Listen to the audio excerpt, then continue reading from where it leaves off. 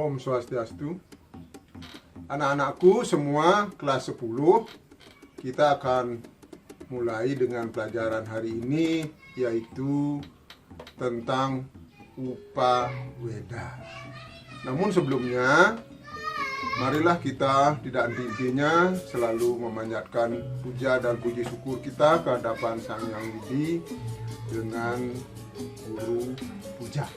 Asana Om Prasada Stiti Sarira Siwa Suci Nirmalaya Nama Swaha. Pranayama.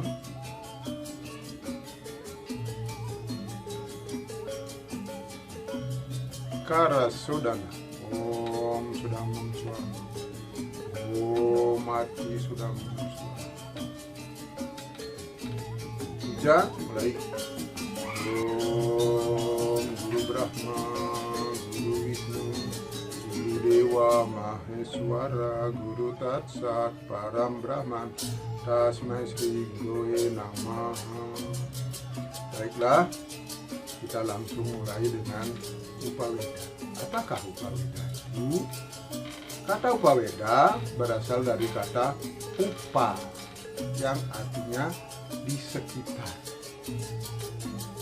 Weda berarti sabda suci, kitab suci. Ya, sabda suci yang ditulis oleh Resi Vyasa, dibantu oleh 4 orang murid beliau, yaitu Bagawan Kulaha, Bagawan Jamini, Bagawan Sumantu, dan Bagawan Waisampayana yang menulis, membantu beliau untuk merumuskan Weda itu menjadi Caturweda. Rigveda, Samaweda, Yajurveda, dan Atharvaveda. Kemudian Weda itu terbagi secara garis besar sebelum kita sampai kepada Upawedanya. Ya, lanjut kita akan menentukan kedudukan Weda, kedudukan Upaweda di dalam Weda. Ya, Weda Sruti yang terdiri dari Caturweda, ya.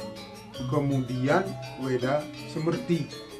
Weda Semerti ini dibagi menjadi 2, yaitu Sad Angaweda dan Upaweda. Sad Angaweda berisi tentang siksa, ilmu fonetik, bagaimana mengucapkan Weda dengan baik. Kemudian Uyakarana, tentang tata bahasa Sanskerta, sehingga dalam mempelajari Weda gampang menerjemahkannya. Kemudian Canda adalah guru lagu, bagaimana mengucapkan, melagukan Weda itu dengan sempurna, dengan baik. Kemudian Nirukta.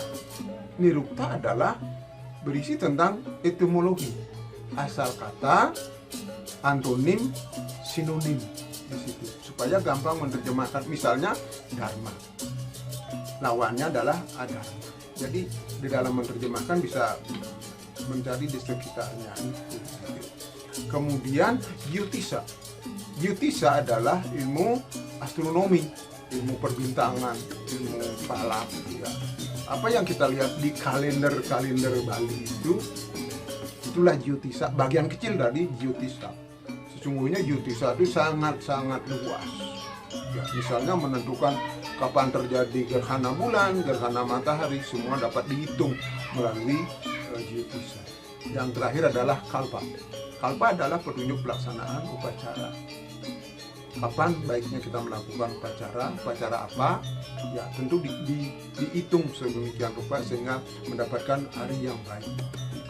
Nah, di balik itu lalu ada di bagian lain adalah Upaweda.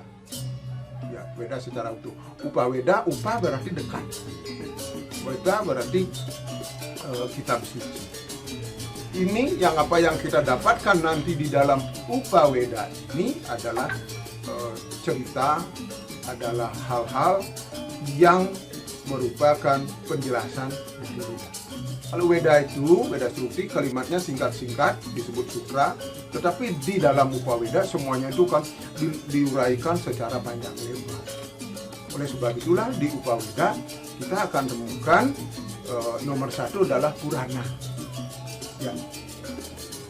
Purana itu adalah mitologi, yaitu cerita klasik, cerita kuno tentang proses penciptaan alam semesta.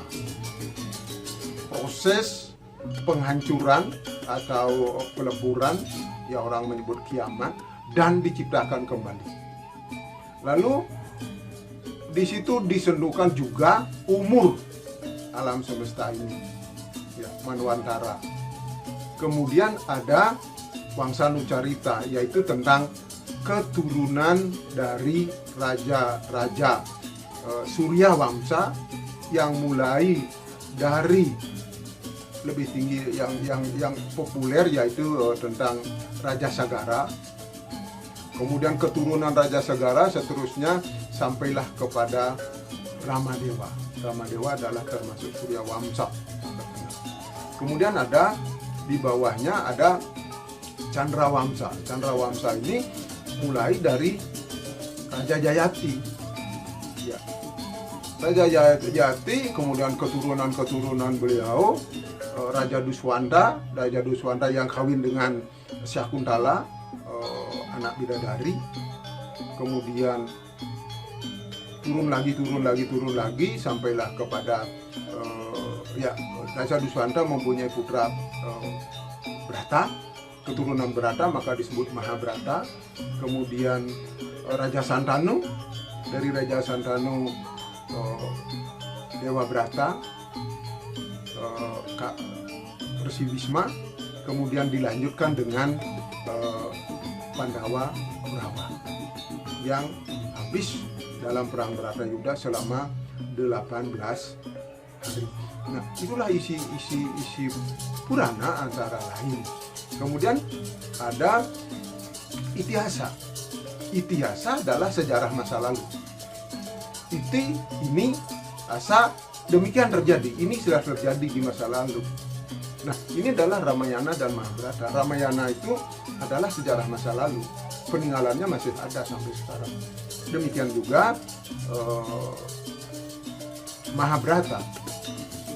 Ramayana ini dibagi menjadi 7 kanda, 7 bab, yaitu Balakanda, Ayodhya Kanda, Aranyaka Kanda, Kiskindha Kanda, Sundara Kanda, Yuda Kanda, dan Uttara Kanda.